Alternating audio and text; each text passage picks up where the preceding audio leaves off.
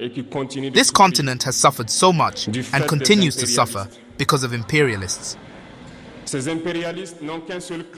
imperialists have only one cliché in mind: Africa is the empire of slaves. This is how they see Africa. For them, Africans belong to them. Our lands belong to them. Our subsoil belongs to them. They have never been able to change the logic until today. This is deplorable. But how do they proceed? Unfortunately, it is since the 1960s that these 6,000 acres of independence have been given to Africa. They have just placed local valets at the head, according to them, of their sub-prefecture to be able to continue to feed them. These local valets, which we are going to call today the slaves of Salon, have other goals. They want to live like the master, to satisfy the master, and to do everything that the master dictates to them. They steal, they plunder our states, they bring everything to the master, and their wealth is kept with the master. They do everything to live like the master and always satisfy him. Do you know who these slaves of Salon are? Well, we are going to explain to you what they are. They are individuals who have no dignity, who have no morals, who have no personality.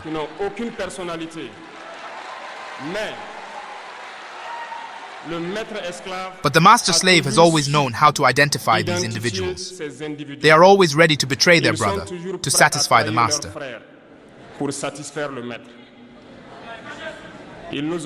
They have betrayed us since independence, and others continue to betray us to the benefit of their master. These individuals continue, against all odds, to help the master plunder Africa. Hear what the people say.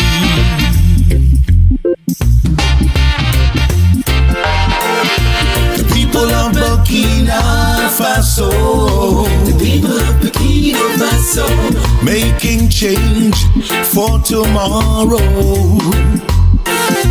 The people of Burkina Faso, the people of Burkina Faso, making a better tomorrow. The upright people.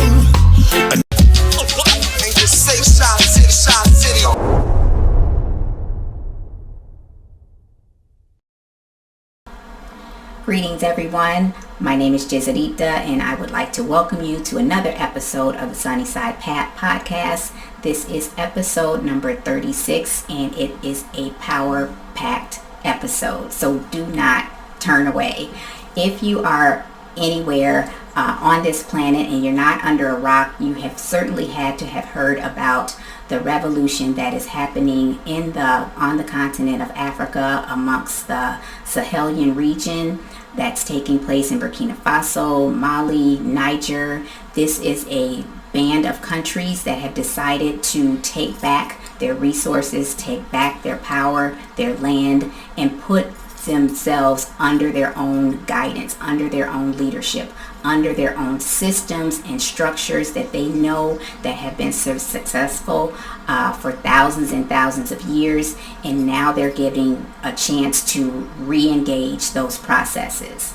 And you can only imagine that the rest of the world is not very happy with them and will even consider them to be perhaps terrorists or perhaps people who are going against the system. But in reality, they're really just trying to wake us all up, because who thought, any of us, we would live to see the days of the resurgence of the Black Power movement? Well, if you haven't, again, paid attention to the news, turn it on and see what's happening in that Sahel region. We are very happy to have a discussion on the president of Burkina Faso by the name of Ibrahim Traore. He's a young brother, just 37 years old, and he is one of the leaders in this movement that's waking up humanity, waking up that region to say that we want to free ourselves from the neo-colonial forces, and we want to put an end to pitting people against people just for a few crumbs of bread. And we see that has happened time and time again, even when people are fighting for freedom, fighting for rights, fighting to just be considered like human again. You always have what Ibrahim Traore calls the slaves of the salon, which really in Ebonics just means house niggas. And that's what's really keeping us from moving forward. You always have a group of folks who are willing to sell their souls, sell their spirits to whoever the highest bidder is, just to get a little bit of bread. But enough is enough, and the line has been drawn in the sand, and you are going to be in for a real treat with the two brothers, Nehez, Meniooh, and Kasabez, Maakmaah. These two brothers, they live in Burkina Faso, so they see this movement happening right on the ground. Don't turn away from this episode. It's packed with a lot of powerful information and things that you can walk away with and really study and learn what's really happening right before us. Be part of the movement. I'd like to welcome everyone into the theater. We may have more people trickling in. I hear there's a number of people looking for the presentation outside. So thank you for those who found us. I want to start by showing some honor and acknowledgement to the two brothers that were just on the stage, and all of the archivists, all of those who are keeping our stories, all of those who are telling our stories, the storytellers. We can't really overemphasize how important it is. Because if we're going to talk about enslavement, if we're going to talk about colonization, that's the worst part of it. It's not the whips, it's not the trauma, all of that is bad, but a human being recovers from that. We all have some trauma in our life, we recover. But when they break our line of communicating our stories and our identity and our history to our next generation, that's where we really become crippled. So I just want to acknowledge those brothers for what they do and keep it up. And I definitely want to talk to you after. Yes, sir. I'd like to welcome everyone. My name is Nehez Meniooh. Myself and the brother sitting next to me, I'll let him introduce himself when the time comes. We are members of an organization called the Earth Center. And the Earth Center, you might have heard of it. We've been in Chicago for over 25 years now. It's a unique organization because we're a nonprofit, like the nonprofits you know, meaning our work is focused on improving our communities, our surroundings, improving the world. It's not focused on exploitation or exploiting people to the benefit of our profit, our own profit. But we're unique in a nonprofit because we're based out of a country called Burkina Faso, and we're based out of the traditional networks of African culture that have survived through the times of enslavement, through the times of colonialism and neo-colonialism. That's even the reason I wore this outfit. I got a lot of comments on this outfit. It's colorful. It's not what people expect to see. I'm not wearing the traditional colors of Juneteenth, but I'm wearing this outfit because this outfit carries the image of the sitting king on the throne of the Gulmu Empire. And the Gulmu Empire is a huge, if you can call it tribe or group of tribes, a huge culture that spans many countries in today's West Africa. And it's the area where a lot of our ancestors were taken from, because a lot of our ancestors were taken from inland, captured by people from the coast and then brought to the coast to be sold into slavery. And the dignitaries and the authorities of that culture sent out a missionary to start this organization to connect people back to their ancestral culture. And if we're not celebrating our cultural identity, our ancestors on Juneteenth, I don't know why we're coming together and celebrating. Maybe just to get barbecue sauce on our fingers and lips, but that's not worth the celebration. So today's presentation is about the president of the country, Burkina Faso, which hopefully you all have heard either on CNN, and if you heard only on CNN, you didn't really get a good story. Maybe on social media, and if you heard about Ibrahim Traore on social media with all of the AI technology out there, you didn't really get a good story. A lot of those are fake. But today we want to bring you some information about Ibrahim Traore that you really won't be able to get in America. You really won't be able to get in American media. You really won't be able to get on YouTube or social media. So our story starts in Burkina Faso, in the western region of Burkina Faso. President Ibrahim Traore, or Captain Ibrahim Traore, was born in a village near the area of Kera. But even that is, it's a small village town, so not many people have heard of that. And he grew up as any well-cultured child, son or daughter, growing up in Africa, growing up educated with their history, the history of their ancestors. Africa is the place that the world and the economic system that we live in today has really chosen to exploit. We all know that, we all can see that, we all are even the product of that. So he grew up from a young boy going into the bush, finding firewood, carrying firewood to the market to sell for his mother just to bring home money to the house. He grew up looking for things to sell, trying to grow things so that he could sell them in the marketplace and bring money into his household. He entered into school, and because he didn't really have money, his family didn't have money, he had to walk over 14 kilometers, which is about 8 miles, to school and walk 8 miles back every day. His childhood, like the childhood of many children in Africa, was one of suffering. Not a suffering from ignorance, but a suffering from lack of resources, lack of funds. But he was a very good student. Everyone just talks about how he was quiet but very serious. And he continued, and he even went into university education, and he went to the University of Ouagadougou. Ouagadougou is the capital city of Burkina Faso. And he graduated from there, and then in 2009 he entered the military. And his stories from the military really show the suffering that he continued to go through. Because Ibrahim Traore, for those of you who have heard about him, he's a visionary. Perhaps one of the greatest visionaries of our time. Amen. And because of that vision, because of how much of a visionary he was, I'm sure we can all relate, I'm sure we can all understand, he wasn't liked by his peers. He was coming up in the ranks of the Burkina military who were looking for, as we often do, they were just looking for their piece of the pie. They knew the structure has to bow to France. France is the one who colonized Burkina Faso. France is the one that we see with wealth. They're the one that prints the money for Burkina Faso.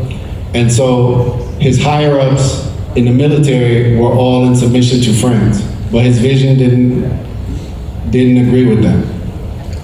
And he was not hesitant to question his higher-ups. He was not hesitant to question other soldiers when what they were doing didn't make sense. So he was treated very poorly in the military.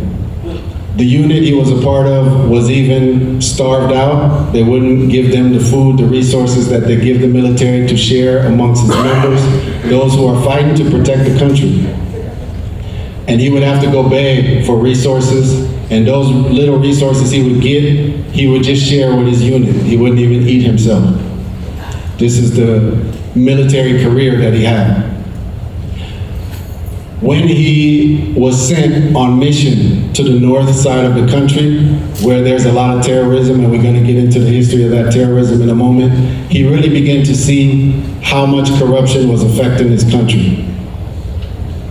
He saw that where he was always being told that there wasn't enough money for food to go around, there wasn't enough money for new weapons, for new equipment, he saw a never-ending amount of money to give bribes, a never-ending amount of money to, feed corruption, to silence the people who needed to be silenced, to pad the hands of those they needed to pad the hands of. And he really started realizing things aren't functioning the way they should. This government is not trying to protect our people. And from that time, he started writing letters, constant letters that he was sending the government, giving his suggestions, giving his thoughts as to the changes that needed to happen.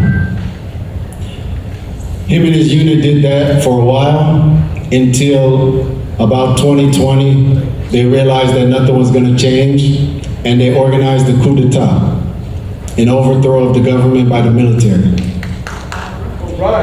But Captain Ibrahim Traore was not the highest in his unit. He was not the oldest, he was not the most senior.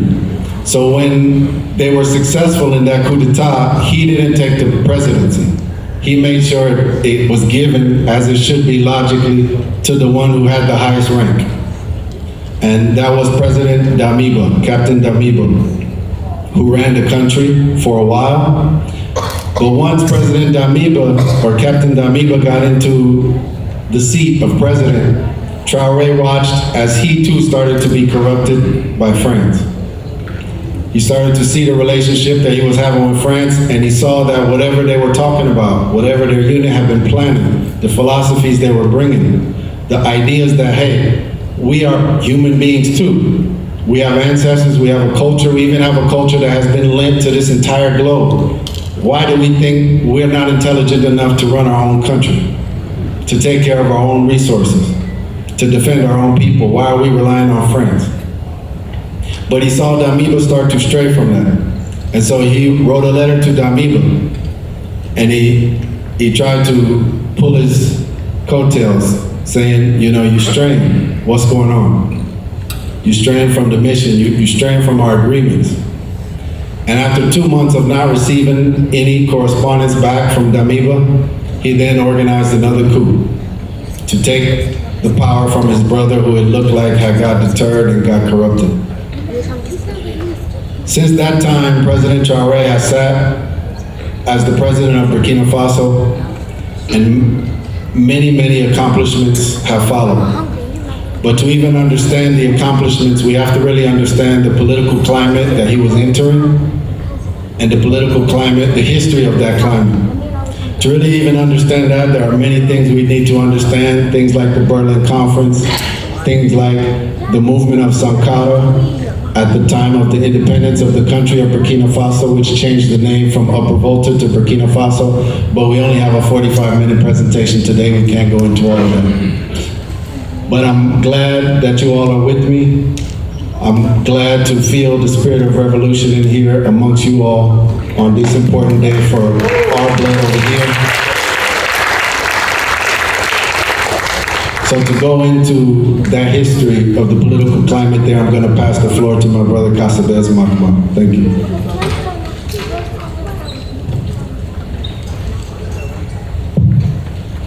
Good afternoon, everybody. My name is Kasabez Maakmaah.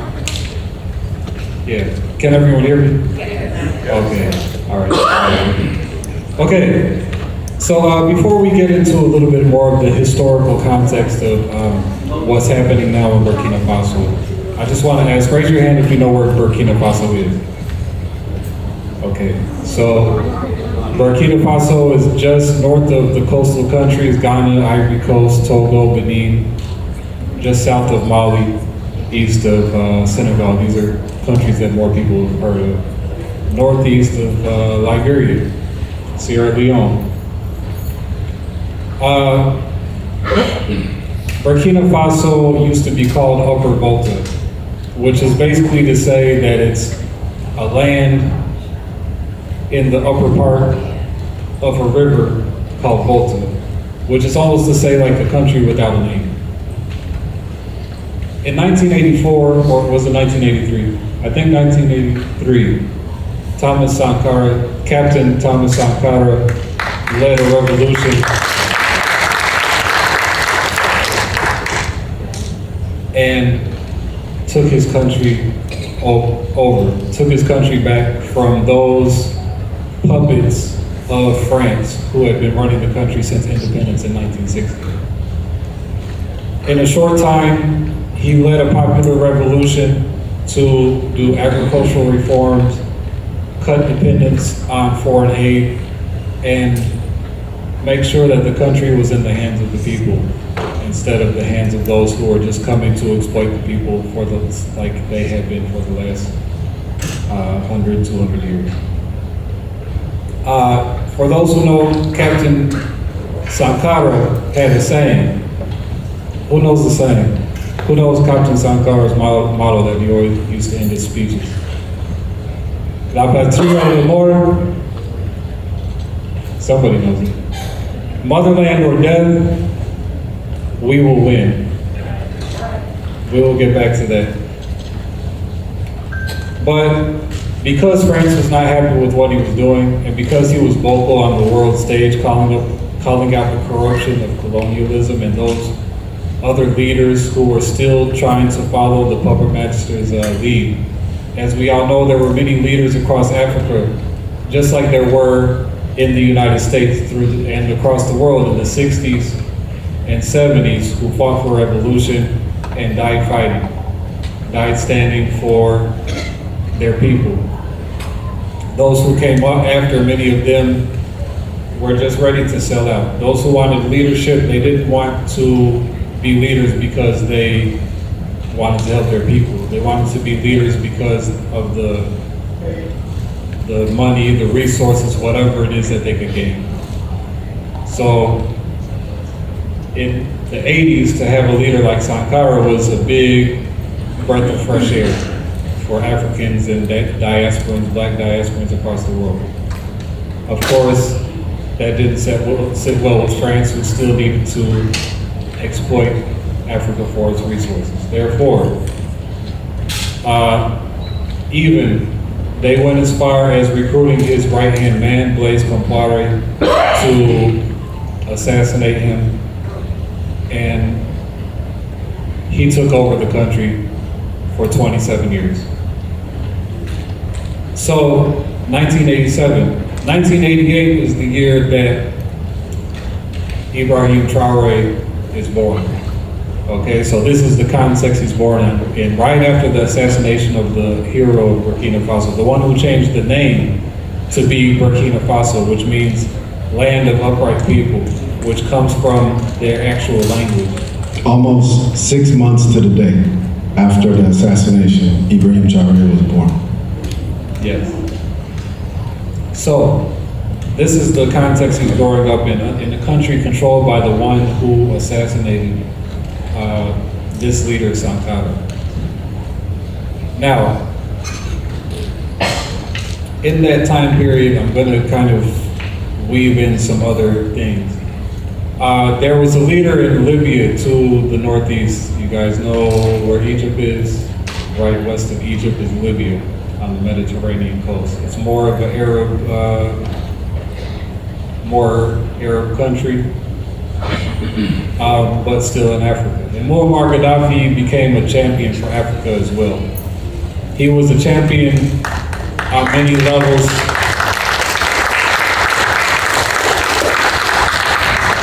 Funding revolutionary movements even as far as the United States. He funded organizations like organizations in Chicago, Blackstone Rangers, if I'm not mistaken, Nation of Islam. So he's donated money over here. He funded many movements that were considered to be by the mainstream media the same way how they consider our movements here in the United States. Terrorist movements, extremist movements, and stuff like that. But he was in power for about 40 years. They labeled him a dictator. They even made a movie called The Dictator that obviously I think was supposed to be making fun of him. But in 2011, for some reason, under Barack Obama, Hillary Clinton, and I think some guy named Sarkozy in France. They decided that they needed to take him out. They armed militant groups aligned with Al-Qaeda and ISIS, the same groups that they had been at war trying to defeat in the Middle East. They armed these same groups to come into Libya and take out Muammar Gaddafi. This was in 2011. Why this is significant is because those same armed groups, once armed and once kind of unleashed to do whatever they need, they didn't stay in Libya. Those borders, as you guys hopefully know, are artificial. And they went into many other countries. And Libya, most of Libya is in the Sahara Desert. Once you disappear in the desert, you can get into any place through the desert as long as you have the means to cross it, which apparently they did. Those groups crossed the desert and they went to Timbuktu, a famous ancient city known for its library and its preservation of knowledge, known for its being like one of the original ancient universities. And they burned it later. They went across, this is in the country of Mali, just north of Burkina Faso. They spread through countries, Niger, Chad, all the countries south and west, across the Sahara into the region called the Sahel. The Sahel is the region south of the Sahara Desert. And they wreaked havoc across the region. Still wreaking havoc, honestly. So, back to Burkina Faso. And I'm trying to keep this brief, and I encourage all of you guys, please make sure to go back and research anything that I'm saying, because I don't have time to get into the whole story. But they went, in Burkina Faso, Blaise Compaoré was trying to extend his term limit and continue to stay in power. There was a popular uprising, and he had to flee the country to Ivory Coast. And Ivory Coast is the same country that's now kind of like hosting the ones who are leading rebellions to try to overthrow Ibrahim Traore today. And now, 2014, they start leading elections. Elections lead to new presidents who more or less are continuing to follow the same program of bowing to France. And so that leads us to where my brother here left off his part of the story, where you get to 2020, then 2022 is when the first revolution happens in January. But in 2020, also, it's notable that Mali's military led a revolution under Colonel Assimi Goïta. Assimi Goïta took control and kind of like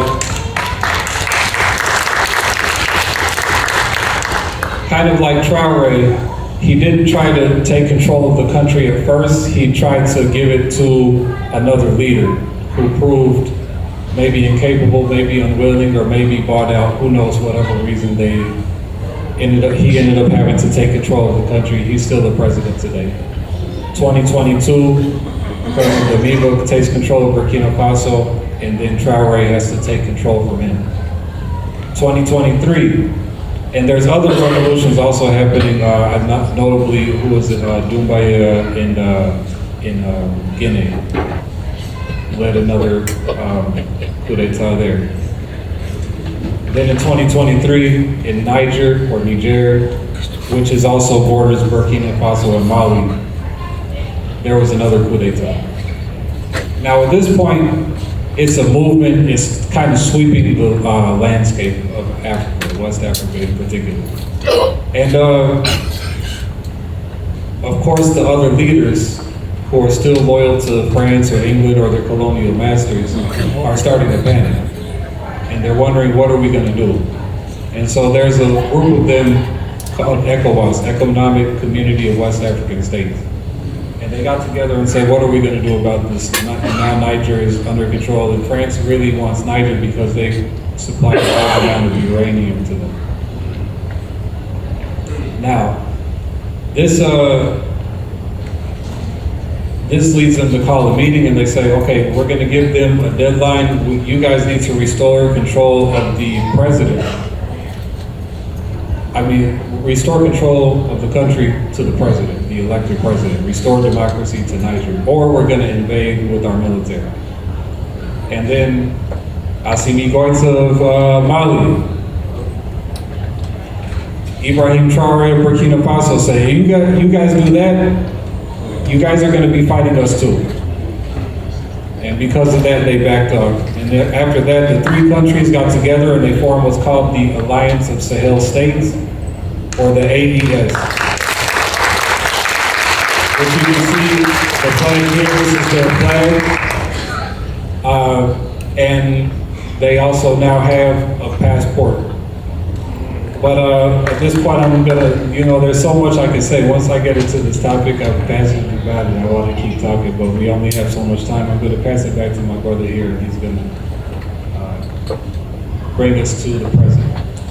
So since that time, and this can't be understated, the formation of the AES, because since the 60s and the age of independence in Africa, when you had heroes, leaders like Sankara and others, Lumumba, that were silenced, you had many attempts of African countries trying to unite, saying, hey, these borders that you put between us, they're split in brother and brother, sister and sister. These aren't our borders. How you come and split up families? This was the first time that they succeeded in creating coalitions, in creating confederations, in creating a unification between two countries where the European came in and said no longer see each other as equal, no longer see each other as one, see each other as competitors for the crumbs that you get from us. Since that time, Traoré has also taken control of the resources of his country. He kicked out the French. He kicked out France. He kicked out French diplomats. He kicked out the UN. He kicked out the French military. He said, if you guys were here fighting terrorism, how come terrorism is getting worse? What do we need you for? Again, we're intelligent enough, we're strong enough to take care of ourselves. If you call this place the toilet of the world, then leave it. To take control of his resources, Burkina Faso produces a lot of gold. It's one of the highest, it's the #1 export of the country. But before Ibrahim Traore, gold had to be sent raw somewhere else to be refined, and now once refined, its value goes way up. He said, why will I send it out cheap and then have you sell it back to us expensive? But it's coming from here. Since that time, he built gold refineries in his country. The production is happening at home. Since that time, he started investing in agricultural projects, in agricultural equipment. He brought tomato processing plants in the country. And even just to show how petty France has become in seeing its cash cow or golden goose slip from his fingers, France was caught by sending a militia to try to destroy the tomato processing plant in Burkina. But like that attempt and the 19 or 20 attempts that they've tried on Ibrahim Traoré's life, they failed.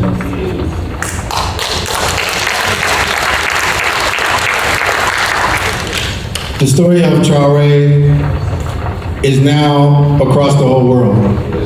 And I hope everybody here, and if you haven't before today, I hope this presentation allows you to see that though Traoré is a president of Burkina Faso, he represents a leadership, a true leadership that the entire diaspora has been waiting to see for a long time.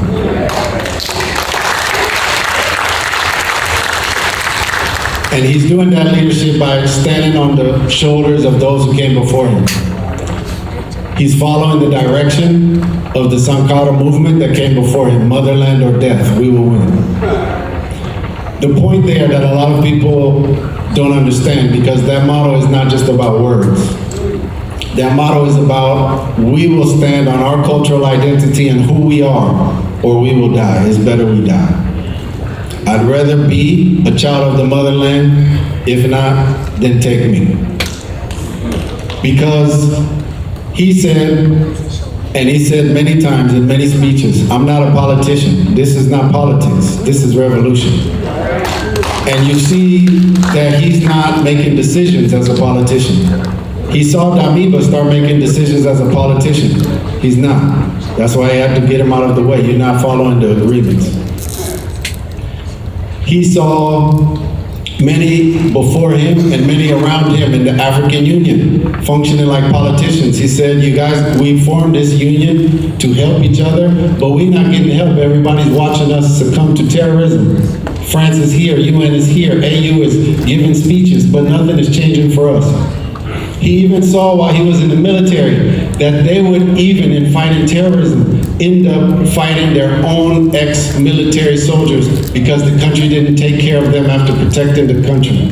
And they had to use the skills that they had learned in the military to feed their families. This is what he's fighting against. So when we say motherland or death, we will win, it's about cultural heritage. It's about cultural identity. And those in Africa, the elders of Africa, the initiatic masters of Africa, they know that when you hear the name Traoré, we know where the Traorés fit in African society.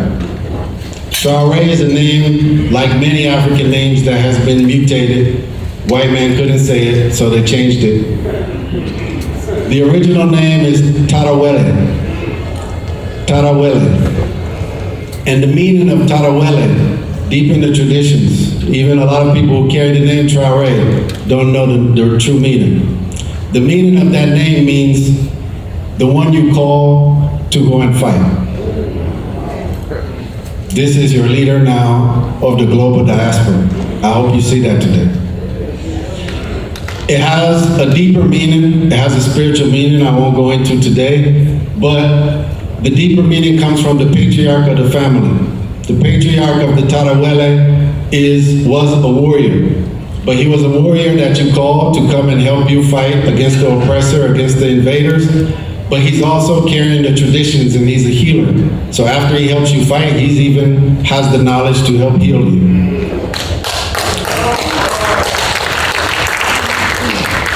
You can't write this story. We need to understand.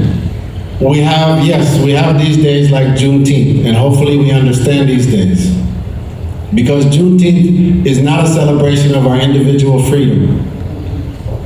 President Traoré recently said in a speech to the youth of Burkina Faso that there's no such thing as individual freedom. You have to study freedom before you can claim that you have it. You don't have individual freedoms. We're not free to do anything we want. We live in a society. If I'm free to pull a gun on you, you're free to defend yourself and shoot me. What is that? That's chaos. What we have is collective freedoms. But for Juneteenth, we have to understand that our freedom is the freedom to now submit ourselves to our culture, to our cultural identity. This is the meaning of motherland or death, we will win. In that speech he gave to the youth of Burkina Faso, he pointed out three things that are very important that everyone needs to keep in mind in fighting, three things that sabotage our unification. Our unification in the country of Burkina Faso, our unification in the diaspora, trying to get out of this monster, this trauma that we've been in. Those three things are cowardice, treachery, and it will come to me in a second. The cowardice is because we must understand that we're writing our history. And as I was saying when we started the presentation, I'm acknowledging the history keepers. One day our stories will be told. Hopefully today we're telling the stories of our grandfathers and our great-grandfathers. Whether we have a museum or not, their stories need to be told. But if you write the story as a coward, how can we expect our descendants to tell it? And if we hold cowardice, we will fall to treason. We will end up betraying our people. He was very much against this. He talked about treachery. He said that imperialism, nobody benefits from imperialism. Imperialism uses you. And after it uses you, it does with you what you want, what it wants to. We have to understand that whatever we get for the greed in us to betray our cultural identity, it won't last. He made this point to the youth of his country. And the third point was incompetence. Incompetence. Because the incompetent focalize on the competent and they try to sabotage them. He realized that because in the military, as I said, he's a huge visionary. And he got a lot of despite, a lot of hate from the people in his own ranks. But really what was happening is that they were incompetent to free themselves. They were incompetent to protect their country, their people. So they had to despise the one that was competent. That's what incompetence brings. So, if we take anything away from this presentation, aside from making sure you're looking to the global leader, the leader of the global diaspora that is rising in the country of Burkina Faso, make sure that in your own households, each of you today represent a household. You represent ancestors whose stories must be told, and they must be told by you. But you also represent a lineage, children, descendants, and those descendants must be warned of these three things: incompetence, treason, and cowardice. For us to awaken the great ancestors that we know we come from, we can't hold those things. We're running out of time, and I hope you got something from this presentation.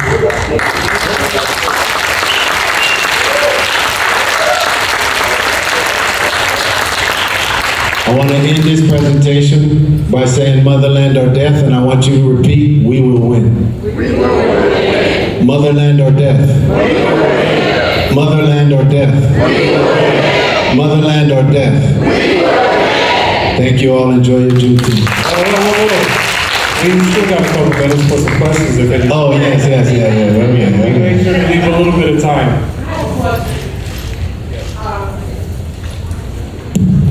Hi, thank you so much. I enjoyed your presentation. I've been really awed by this young man. I know that the United States has listed a bunch of primarily African countries that are on the no visit list. Yes. Burkina Faso happens to be one of them. So I was wondering, how does that impact our ability to visit? It doesn't. Both the brother and I live there. I'll be there in 2 weeks. Thank you. Yeah. To be clear, that is the State Department travel advisory that you're talking about. When you go on the State Department website, it will say, do not travel for Burkina Faso. That's their advisory. But they haven't disallowed it, so we can still go.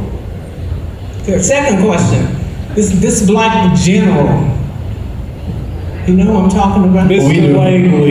We were trying to get through this without even giving him any attention. Well, go ahead, please ask your question. I'm just going to ask you if you're aware of his status, because the last I heard he had apologized to Ibrahim. No, he didn't apologize, really. What he said, okay, General Langley in April, right?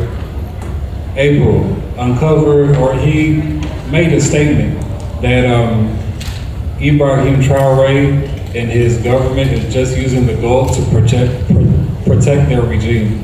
And even as if to say, like, without the money from the gold reserves, that he won't be able to buy defense for his people.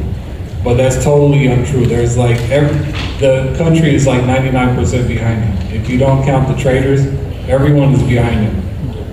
So it's a total false statement.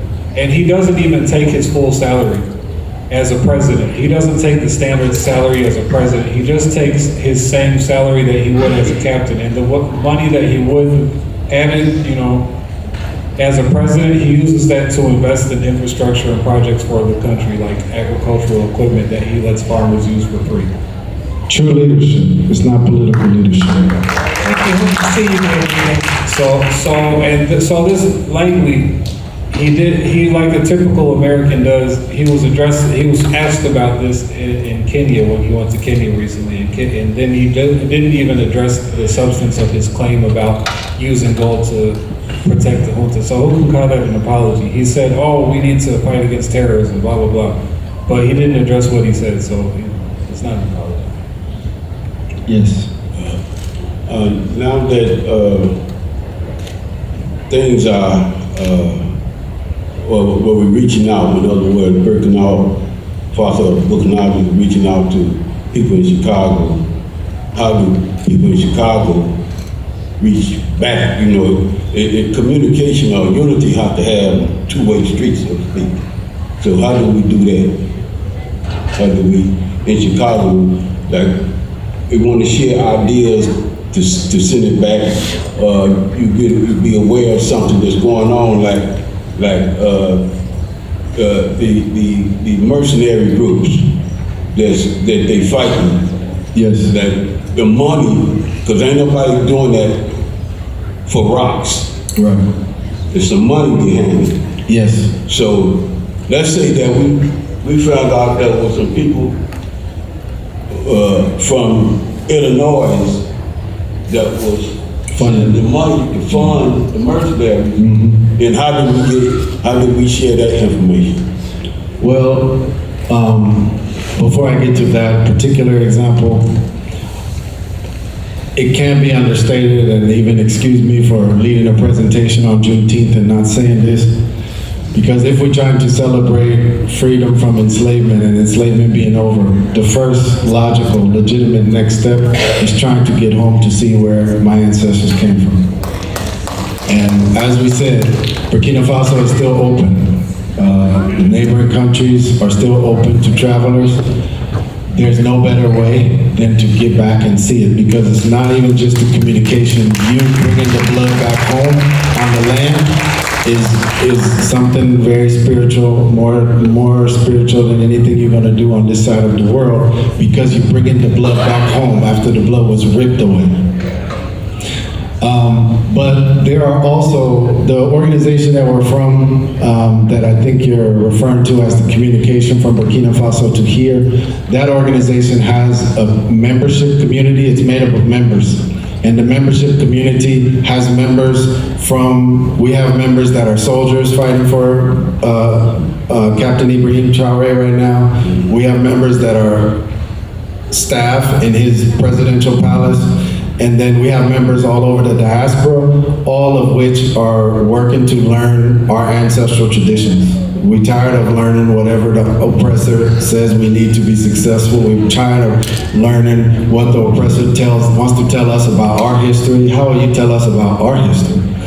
Even in the time that Traore was coming up, and in the time of the childhood of the founder of the Earth Center, who I also want to acknowledge before we close, Nabala Musa Morodinabig, another huge visionary from the country of Burkina Faso.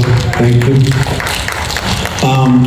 France was controlling the school system in Burkina Faso and was telling those chocolate brothers and sisters that their ancestors were blonde-haired and blue-eyed from France. This is not a lie. This is what they were telling them. So you can enter that community of members that we have, that membership, and start communications and even work on projects that are building up not only Burkina, but the traditional structures back home. Because even when I talk about a king, I introduced the king that we represent, even though we represent many thrones. That's hard for us to understand over here. Because over here, we don't have cultural authorities that sit on cultural structures. We have heroes like the brothers just ended their speech with, talking about Michael Jordan and you know, Magic Johnson, Michael Jackson, all of these that come from the media that's not controlled by us. We have politicians that's not controlled by us. We have educators that can be very inspirational, but they don't stand for our culture, our cultural identity, and even what it's produced. We have a lot of things that are trauma and fighting that trauma has produced, but we don't have anything that our ancestors face in nature produced themselves. And those institutions still standing to have authorities over them. So it's hard to even understand what a king is here. We have to go home and see that for ourselves. Yes, next question. Did you want to add one quick thing? Just when you talk about the notion of support, because of the situation of terrorism there, we have people who are members of our founder's family who have had to flee their homeland, and many other people who we're now supporting, who are not able to farm their ancestral lands because the lands have been overrun by these jihadist terrorists, these Al-Qaeda and ISIS jihadist terrorists. So we also have projects where we help support them, so you know, you all's donations are also welcome in that vein. And just a quick mention too, our organization has a table right outside by the entrance there, so you know, you can come see us and get more information about how you can get involved. The Earth Center. Yes, sir. We know that Fidel Castro they tried to assassinate him 650 times. He's 90 miles from the United States. He lived to be 90. Obviously, he was using some type of spiritual power. Is that the same thing going on with Brother Traore? Yes, thank you, sir. Yes, I even brought what his name means to really show that Traore, though he was educated in colonial schools, even all the way to the university level, he's also been educated in his cultural initiations. He's also a part of his cultural societies, and he's also using spiritual protection as well. He's using the culture to really fortify what he's doing. So that's also very unique. And if we want to talk about revolutionary, that's very revolutionary in the way that world affairs run today. So yes. And really, that part can't be understated, because when we're talking about his suffering, I started the presentation talking about his suffering through his childhood, through his military career for a reason. Because even in Burkina today, he's known by the people who didn't treat him well for most of his life as the one who went from not being appreciated to being the most appreciated. And that's what a visionary is. I mentioned that because I just brought up the founder of the Earth Center, another Burkinabe, another son of that dignified country, the land of upright people. And his motto when he died and before was, the one who will only be appreciated after he's gone. He didn't even get to see the time when he brought the culture back to Chicago. Hey, you want to get back into your ancestral culture? He brought it back to Chicago. He didn't get to live to see when we would appreciate it. And even back home, they know him as the one who will only be appreciated after he's gone. Traore is the same, but he's fortunately, for all of our sake, he's here and he's now seeing that the vision that he had that was too big for some people for a long time, now everybody's appreciating it because they see France is out of their country, nothing's fallen, things are actually growing now, the country's wealth is growing now. There's a lot of accomplishments that he had that we didn't talk about. He's bringing green revolution to Burkina. Even those of us that go and come, now we see electric car station, charging stations right by the airport, and just like that. And so the kind of progress he's bringing to the country and the kind of progress he's infecting in the children, the youth of the country, to stand up and really see our country as ours and what we have to protect and what we have to build is amazing. And you see appreciation for it now, so it's a beautiful thing. These countries, Mali, Burkina Faso, and Niger, are known historically for having really preserved their traditional cultures and their traditional spiritual practices. So yeah, all of those are very strong in those countries today, and you know, these are things that even us being disconnected from them, we're missing them too, without necessarily knowing that's what we're missing, but we're missing it too. Yes, sir. Just a quick question, if you could talk briefly about the spiritual system in Burkina Faso. Oh, man. Oh, sir.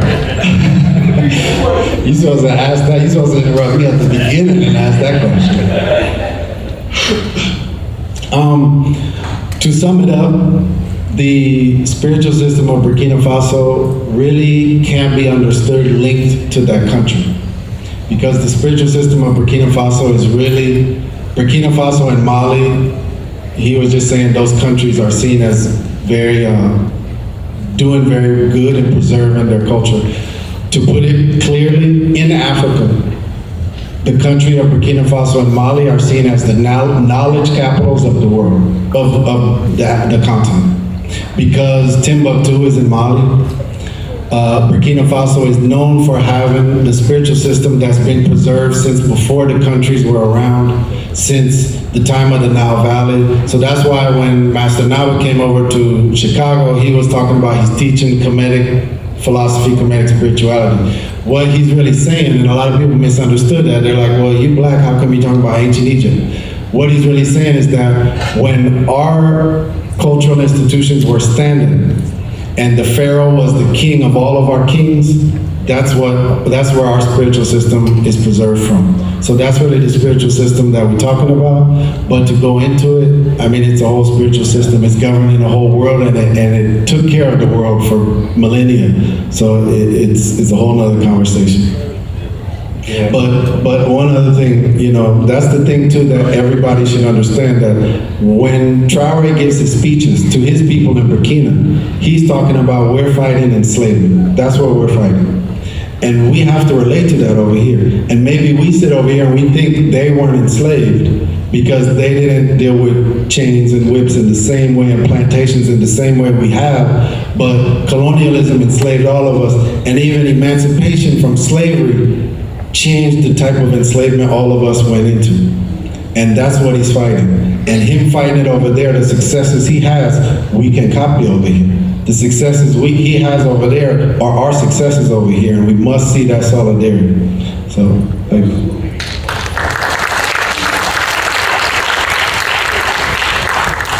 Traore, one of the things that he did that doesn't get talked about a lot, but it's very significant, is he established a national holiday called the Day of Tradition.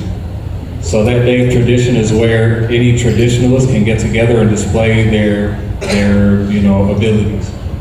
When you talk about spirituality, you're talking about what's unseen. And those who really study that spirit, is that whatever's unseen is the reason for what we see to exist. Whatever you can't see, whatever's in the ether somewhere, like we all know there's things we can't see. We don't know where our dreams are or where they go, where our spirit goes when we're dreaming. We don't know, where all these vibrations that you're saying when we have wireless speaker systems and stuff like that, we can't see it. It's not something our senses can detect. We don't know where great-grandpa is, where great-grandma is today. Yes.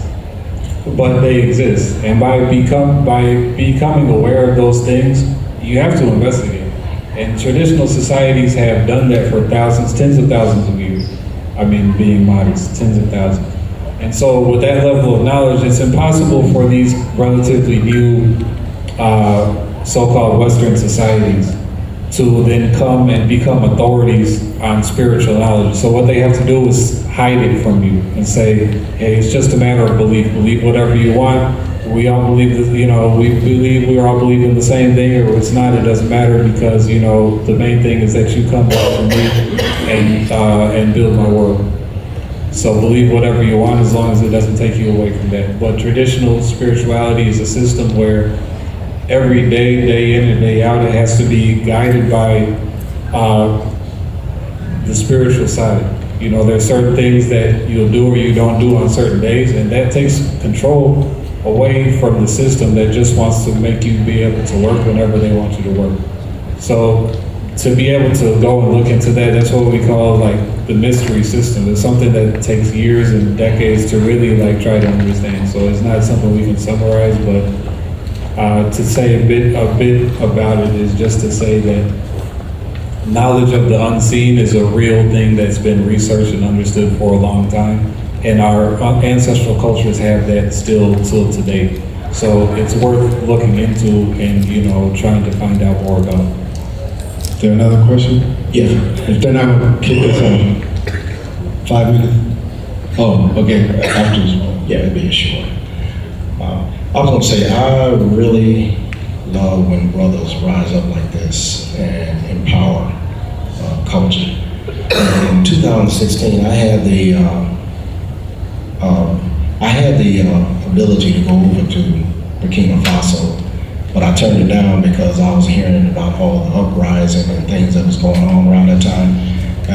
And I know Europeans have their hands and stuff like that a lot. So the question that I have right now is, Traore went into Russia and was, invited by Putin in this little thing right here. And I'm trying to find out, if he's pulled away from Europeans, why would he do something like that? Thank you. I was waiting for this question. Thank you, brother.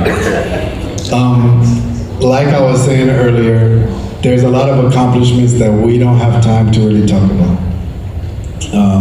Even the fact that he did the Day of Customs, his revolution even changed the national religion from Islam to their ancestral religion.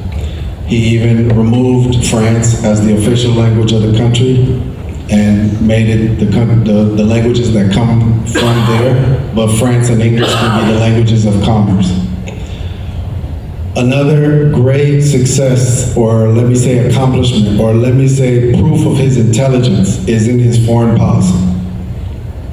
His foreign policy has positioned himself with an alliance with Russia, even an alliance with North Korea, because of protection. It's about protection. He's not allowing Russia to come in and exploit his country, but he's building an alliance because he's saying, if I'm removing ourselves and I'm taking money away from big military powerhouses, France, United States, the UN, these are military powerhouses. We know they've dropped bomb on our communities who've done much, much less. Black Wall Street was obliterated for much less. The MOVE community was obliterated for much less. He knows what he's up against.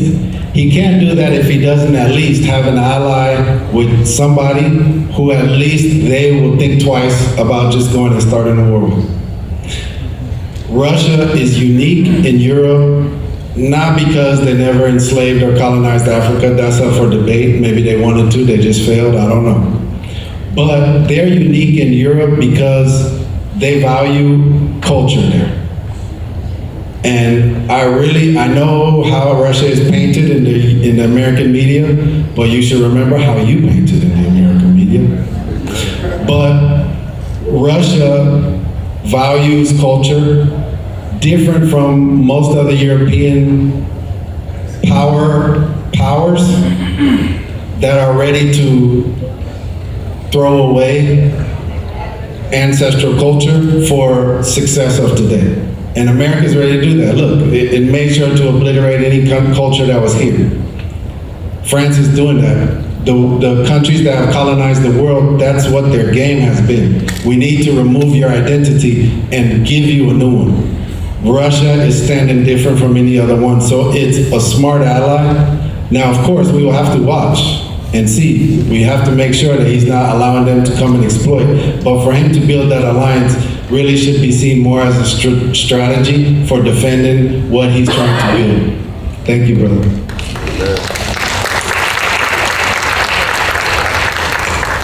I guess our time is up, but before we get off, one more question. One more question? Okay. We have a question. Yes. That's you saying we got one more question, Deborah? Watch out. We have another question over here. We coming. Yeah, greetings. Revolutionary greetings. Thank you. Commend you for your outstanding presentation, and would just like to comment a bit on what's taking place right now, sweeping the African continent, Yes. especially West Africa. Yes. The recent inauguration of the mausoleum of the Honorable Thomas Sankara in Burkina Faso, and the revolutionary accomplishments of Captain Traore in the recent 2 years of his tenure, his leadership, visionary leadership, speak volumes about the times that we live in, that everything is possible. That's right. The time is right. That's right. The alliance of the African Sahel states is not a new thing in Africa. You remember, prior to the accession of most African countries to independence in 1960, there was a union government at the time between Ghana, Mali, and Guinea. Yes. That was short-lived, but nevertheless, What's happening? You can tell that Captain Traore stood on the shoulders of That's giants. right. That's right. Those are the giants of Thomas Sankara, Kwame Nkrumah, Sekou Touré, Amilcar Cabral, and Lumumba. And others. He is the reincarnation, if you will, of those aspirations that were not allowed to prosper. Correct. Continue. Because you can kill the human being, the person, but you cannot kill the idea that he encountered. And that's about right. And you can see it happen. Thank you. And another thing I wanted to add is that the time is right this time around. That's right. We need to dare to believe in it. We all must understand that it's here. 65% to 70% of the African population consists of youth. It's energy, vision, clarity. Even though technology has its evil side, it has its Yes, well, the way we can use it. advantages. Yes. That now we're more educated, geopolitically, understand that we can make it happen. Correct. Africa is home to the lion's share of the resources of the planet. That's right. And that we have the human resources also. If we call on our diaspora, the African diaspora, the global Africa, we have everything. This is the time. We've been channeling our resources to support and help promote other nations. That's right. That's right. Now is the time. That's right. And thank you. One thing before we go, I'm going to ask everybody to stand up real quick because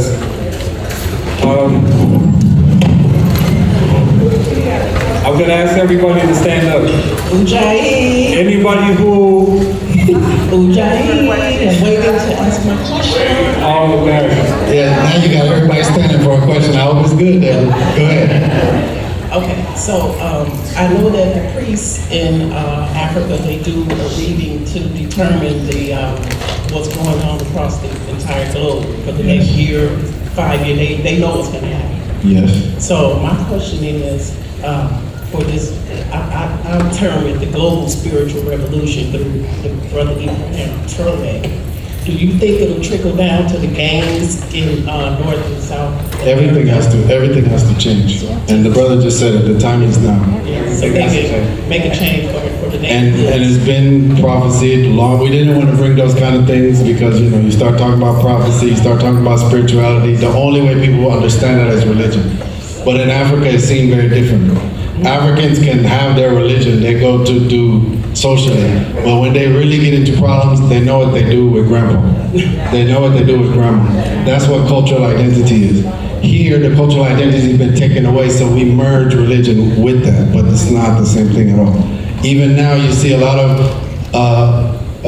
videos on YouTube talking about Traore's movement is a Muslim one. No, total misunderstanding of how Africa works.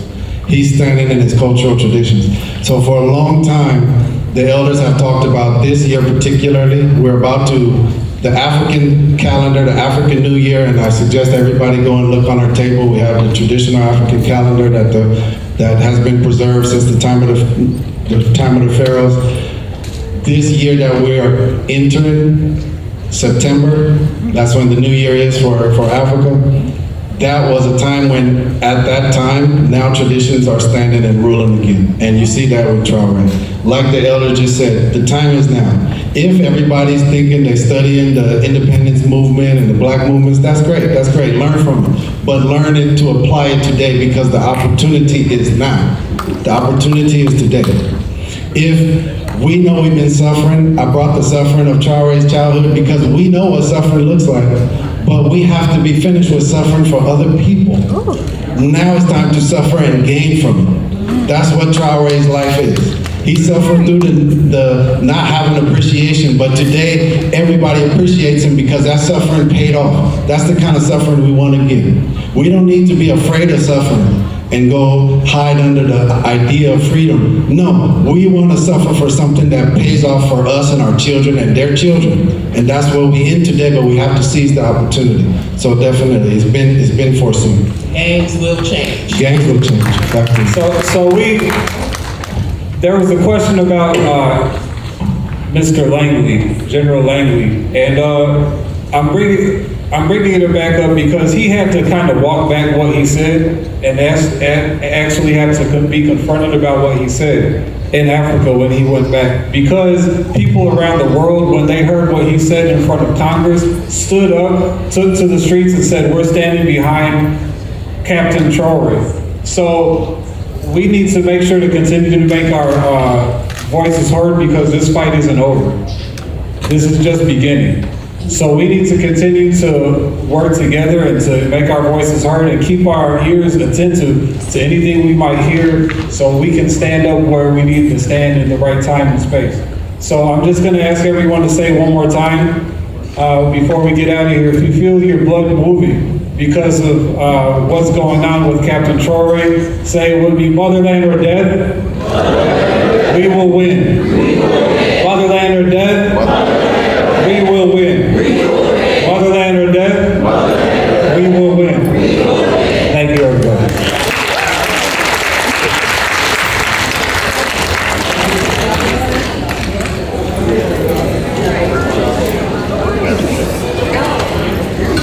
That was an amazing episode. In fact, I would probably say it's one of my top 3 episodes because it's so dense with information, gems, nuggets, seeds that you just really have to go back and understand history and how we ended up in this time and space.